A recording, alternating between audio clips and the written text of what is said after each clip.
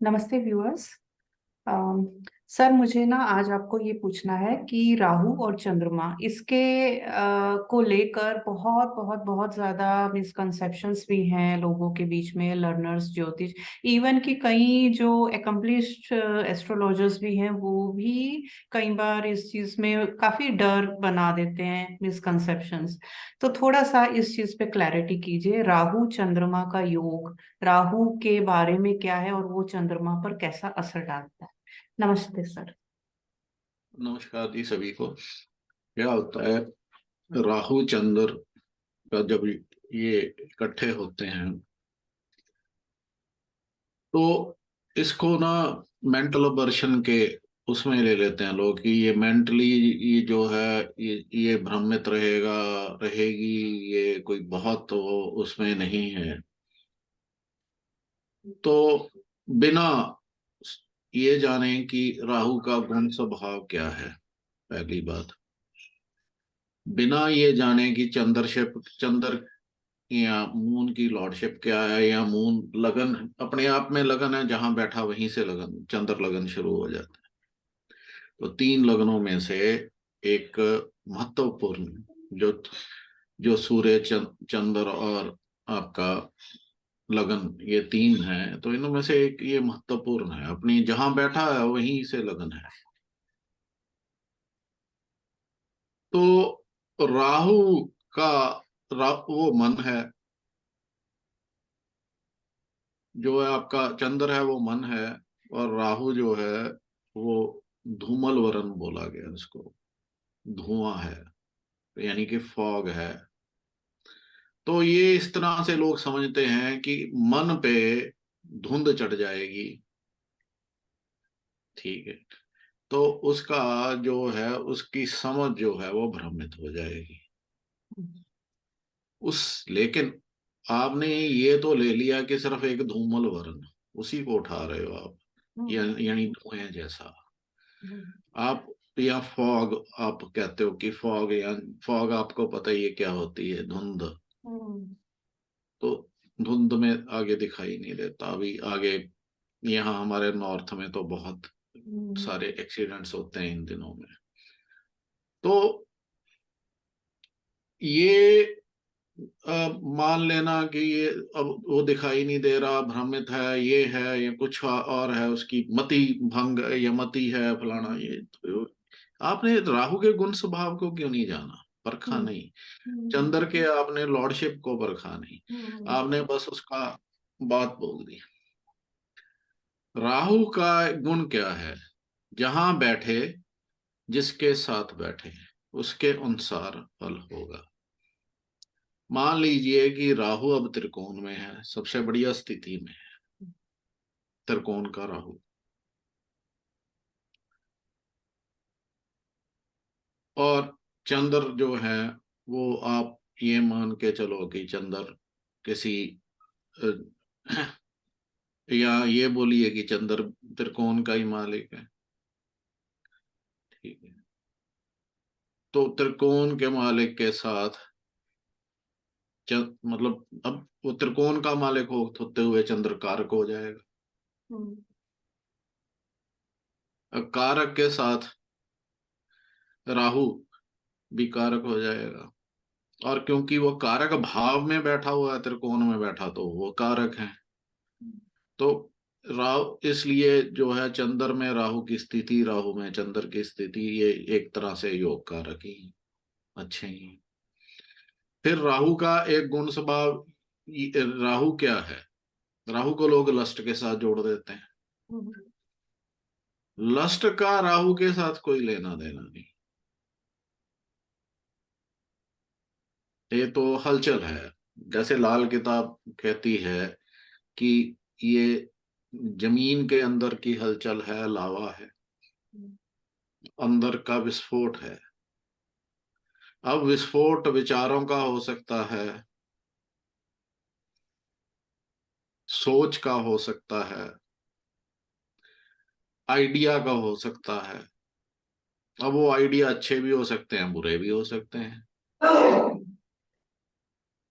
अगर इस तरह का विचार होता है तो विचार है ना, वो अच्छा बुरा कुछ भी हो सकता है।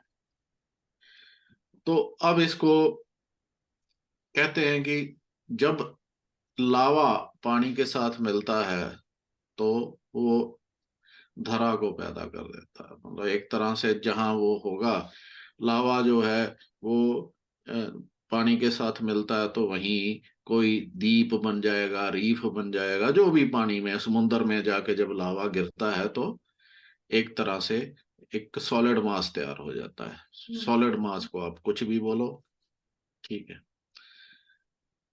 तो ये एक निरंतर चलता रहता है ये प्रोसेस।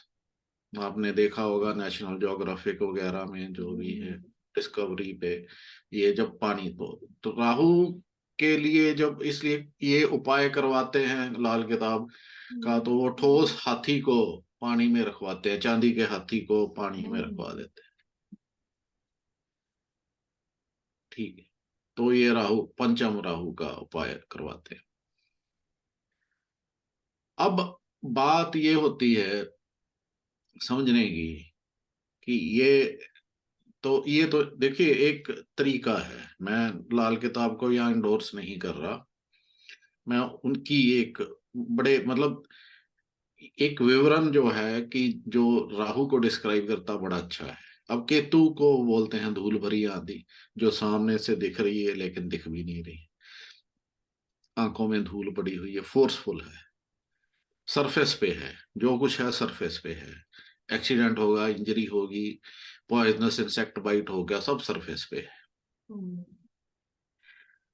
तो ये जो है ये तो अंदर की हलचल है। तो अगर शरीर की बात करें तो शरीर के अंदर की हलचल है, मानसिक जो है, तो है तो मन के साथ जोड़ने का, लोगों को ये आधी अधूरी बात पे काम करते हैं, पूरा वो करते नहीं। अब राहु जो है वो फोकस भी है, उसके लिए वो जो समुद्र मंथन की कहानी है उस पे जाइए आप। पहला तो राहु ही एक प्लेनेट था जो कि मोहिनी अवतार से प्रभावित नहीं हुआ।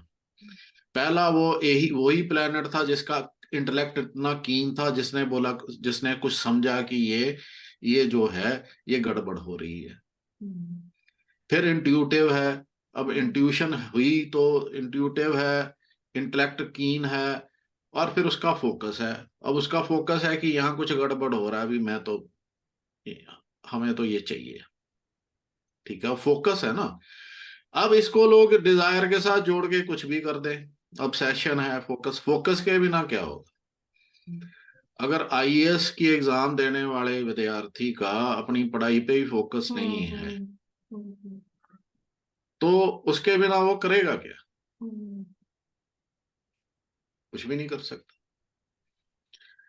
तो इसको आप गलत मत समझो, सबसे बड़ी बात तो ये है। अब उसका राहु का मोहिनी अवतार से उन्होंने बोला कोई सरोकार नहीं है, बाकी सब जो हैं प्रभावित हो गए।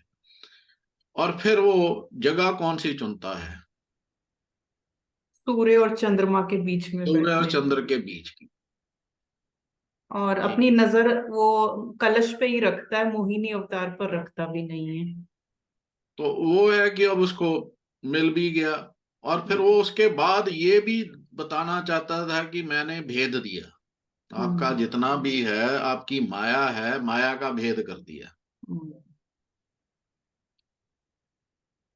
वो विष्णु जी की माया है, अब माया का भेद भी कर दिया उसने। हम्म भेद करने के बाद वो ये भी बताना चाहता है कि देखो मैंने कर दिया है, और उसका मूल्य भी चुकाना जानता है वो, सेल्फ सेक्रीफाइस मोड में। उसको पता है कि अब दो लाइट के ल्यूमिनरीज जिनको बोला जाता है, एक सूर्य और एक चंद्र, एक जो है अपनी लाइट का सोर्स है, दूसरा रिफ्लेक्शन का सोर्स है। हम्म अब शीशा अगर रात के टाइम पे देखा जाए तो उसमें आपको क्या दिखेगा, जब तक कोई लाइट ना हो हम्म तो आपकी छाया भी नहीं दिखेगी उसमें।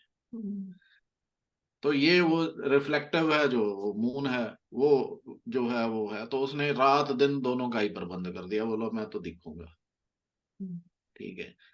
सो वो सेल्फ सेक्रीफाइस मोड में आते हुए उसको पता है कि अब कीमत तो चुकानी, जब मैंने भेद दिया है तो ये भी अपनी तरफ से कुछ करेंगे, और उसको स्टेटस मिल गया शैडो प्लेनेट का। हम्म, अब शैडो क्या कौन किसकी, अब यहाँ पे भी ये बहुत बड़ा भेद है कि शैडो शैडो किसकी है। हम्म, वो शैडो क्रिएट करता है या शैडो प्लेनेट की क्रिएट करता है, शैडो अपनी क्रिएट करता है, ये बाद में कभी बात करेंगे। अब ये होता क्या है कि यही सबसे बड़ी समस्या क्या है कि जब तक सोच नहीं है, ज्योतिष को इस तरह से समझाया गया था, ज्योतिष के सूत्रों को इस तरह से बताया गया है कि इसका सोचो, दिमाग को खोलो, क्वेश्चन करो, लॉजिक लो। लेकिन ये क्या है कि आजकल की जनरेशन ये है वन लाइन एस्ट्रोलॉजी के पीछे पड़ गई, या उन जो है शॉर्टकट्स के पीछे पड़ी हुई है। सोच, जब तक आप सोचोगे नहीं, दिमाग के घोड़े नहीं दौड़ाओगे, ये कहीं लिखा थोड़ी हुआ है जो मैं आप लोगों को बता। लेकिन ये सोचने पे मजबूर हो, क्वेश्चन करो, अपने आप को ही क्वेश्चन करो या उस सूत्र को क्वेश्चन करो और फिर विचार करो कि ये ऐसा क्यों है। अब सबसे बड़ी बात वो है, तो राहु जो है चंद्र के साथ क्या हो जाता है, कीन इंटेलेक्ट, इंट्यूटिव, फोकस्ड, अगर वो 6 भाव में है। हम्म, अब बताओ इसमें कौन सा बुरा हो गया, अगर वो अच्छे भाव में। अगर बुरे भाव में, अब लॉर्डशिप भी उसकी चंद्र की बुरी हो, हम्म, लेकिन उस स्थिति में भी अगर वो त्रिकोण वगैरह में है, अब धनु लगन का ले लो, हम्म, राहु मून ले लो, अब धनु लगन में राहु मून मेरे ही है, हम्म, धनु मेरा जो है सेगिटेरियस मेरा वो है। ना मैं अपनी तारीफ करता हूँ ना लेकिन मैं आपको ये बता रहा हूँ कि वो एक बात आती है कि मेरे को ज्यादातर जब ज्योतिष से पहले भी मेरे को ये पता होता है कि सामने वाला क्या बात करेगा, ज्यादातर, मोस्ट ऑफ द टाइम्स, कि सामने वाला मेरे को मिलने आया, इसका मनोर्थ क्या है। हम्म, ठीक है। अब कि- किस उसने किस लिए मेरे को कांटेक्ट किया, आगे की बात क्या करेगा, हम्म, कई बार मेरे को ये भी पता, और नॉर्मली वो जो सोचा होता था वही होता था। ठीक है। तो एक आप ये देखो पंचम भाव में है, वही त्रिकोण के आ गया, वो अष्टम का है, 8th लॉर्ड है, लेकिन वो कहते हैं कि इनको चंद्र और सूर्य को षष्ठेश अष्टमेश द्वादश होने का जो दोष है नहीं लगता। लेकिन उनको अब क्या बोलोगे, हम्म, 8th लॉर्ड को तो 8th लॉर्ड ही बोलोगे ना। हम्म, तो आप उसको कैसे दोष मुक्त कर दोगे, वो तो है हम्म, ही। ठीक, अब एज ए 8th लॉर्ड वो राहु के साथ पड़ा हो हम्म, 5th भाव में। तो ये अब जो है वो कहने का भाव ये है कि ये इसको राहु चंद्र को ग्रहण योग भी बोलते हैं लोग। ठीक है। लेकिन और ये इतनी जल्दी बोल देना कि जो है ये मेंटल वर्शन होगी, मेंटल वर्शन के लिए बाकी सब चीजों को चेक करना जरूरी होता है। सबसे पहले 4-5 मैं आपको बता देता हूँ जल्दी जल्दी। पहला तो ये है कि सूर्य चंद्र और बुध अगर तीनों खराब हैं, पहला। हम्म, फिर बृहस्पति और मंगल में लिंक है, 2। हम्म, तीसरा, पंचम या 5th एंड 8th हाउस में लिंक है जो कि प्रश्न मार्क के अनुसार चित्त रोग है, 3। हम्म, चौथा, शनि का शनि का चंद्र और बुध, या शनि का चंद्र और बुध दोनों पे कोई जो है प्रभाव हो। हम्म, तो ये 4 हो गए। उसके बाद पहले भाव का तीस अ, पहले भाव का, तीसरे भाव का, चौथे का, पांचवें का, 1 3 4 5। ठीक है। हम्म, तो इन भावों के भाव, भावेश और कारक अगर हम्म, ये गए हैं, तब हम जाके बोलेंगे कि मेंटल इशू है। हम्म, मतलब आधी अधूरी बात, पहले तो आप राहु के गुण स्वभाव को समझे बिना आप बात कर रहे हो, हम्म, चंद्र के गुण स्वभाव को समझे बिना बात कर रहे हो। ठीक है। आपने उसको शनि के साथ हो गया तो जी, अब शनि में क्या होता है उसकी बात करेंगे हम लोग। बाद में करेंगे, शनि और बात। चंद्र हो बाद में बात करेंगे। लेकिन बात समझो ना कि आपको ये तो, आप उसको गुण स्वभाव को अब शनि, ये भी बोला जाता है कि शनि की तरह राहु जो है वो शनि की तरह होता है। शनि के साथ राहु हो तो क्या होगा, ठीक है, और शनि चंद्र हो तो क्या होगा। तो ये कहने आपको ये भी देखना है कि कौन से भावों को रिप्रेजेंट कर रहा है, कहाँ पे बैठा हुआ है, क्या लॉर्डशिप है, और किस तरह का उसका गुण स्वभाव है, ठीक है। तब जाके जो है फिर उसके बाद एक छोटी सी बात, कई बार क्या होता है कि हम एक छोटी चीज को लेके हम बोले कि ये सोल्यूशन ढूंढ लिया, सोल्यूशन ढूंढ, it is a part of a solution. जैसे जिगसॉ पजल होता है, जिगसॉ पजल में जैसे आप उनको जोड़ते रहते हो तस्वीर बनती रहती है, जैसे जैसे वो उनके हम्म। सही जगह पे जुड़ते रहेंगे, उसी तरह से ये ज्योतिष है। तो हम्म। तस्वीर बनानी है तो पूरन आपको सारे इकट्ठे करने पड़ेंगे। तो नहीं तो फिर यही बात होगी कि राहु चंद्रमा हो गया तो मेंटल अवर्शन हो गया, ऐसे नहीं होता है। राहु चंद्रमा मेंटल अवर्शन ऐसे करने लग गया तो ये तो बहुत कॉमन है, राहु चंद्रमा हो गया ये बहुत। और कुछ लोग इसको शक्ति योग भी बोलते हैं, कहते हैं कि अगर पॉजिटिवली यूज किया जाए तो दुनिया के भलाई के लिए है, नेगेटिवली यूज किया जाए तो ये बड़ा वो हो सकता है। पता नहीं वो, आई थिंक अल्फ्रेड नोबल या किसी के, जिसने नहीं, जिसने एटम बनाया था शायद, उसमें भी एटम बम बनाया था, उसके मून राहु है। मेरे को अभी I am not exactly clear कि वो कौन व्यक्ति थे, दिमाग में नहीं आ रहा, ठीक है चलो। क्योंकि हम कभी ये सोच के तो आते नहीं कि ये टॉपिक पे बात करेंगे, पहली बात तो ये है, ठीक है। तो ये आप कर सकते हो। सुनने में ये है कि जिन्होंने ये एटम बम बनाया है, ओपनहाइमर की बात कर रहे हो आप? जिन्होंने एटम बम बनाया था जिसने भी, जी जी सो जी। आप उसको देख, अब ओपनहाइमर तो आई थिंक कुछ और है। हाँ, हम्म। तो उनके शायद राहु मून है, ठीक है। तो वो कहते हैं कि ये दुनिया की डिस्ट्रक्शन के लिए, वो तो अब उसका थोड़ी मकसद था कि जाके गिरा दो हम्म। नागासाकी हिरोशिमा पे, ठीक। तो ये तो किसी एक देश का हुआ, अमेरिका ने अपनी वो दिखाई कि वहां जाके गिराना है तो गिरा दिया, ठीक है, उसको टेस्ट कर दिया। वो बनाने वाले ने बनाई, लेकिन वो डिस्ट्रक्टिव शक्ति है, तो ये कहते हैं कि वो डिस्ट्रक्टिव शक्ति भी हो सकती है, तो पॉजिटिव। अब उसको कोई, आपने एक चीज क्रिएट क्रिएट तो की ना, उसने क्रिएटिव है, ठीक है। अगर हम उसको उसमें से उसकी नेगेटिविटी में से भी कुछ पॉजिटिव ढूंढने की कोशिश करें तो ये है कि उसने उसने तो क्रिएट किया है भाई, उसने ये गिराया थोड़ी है।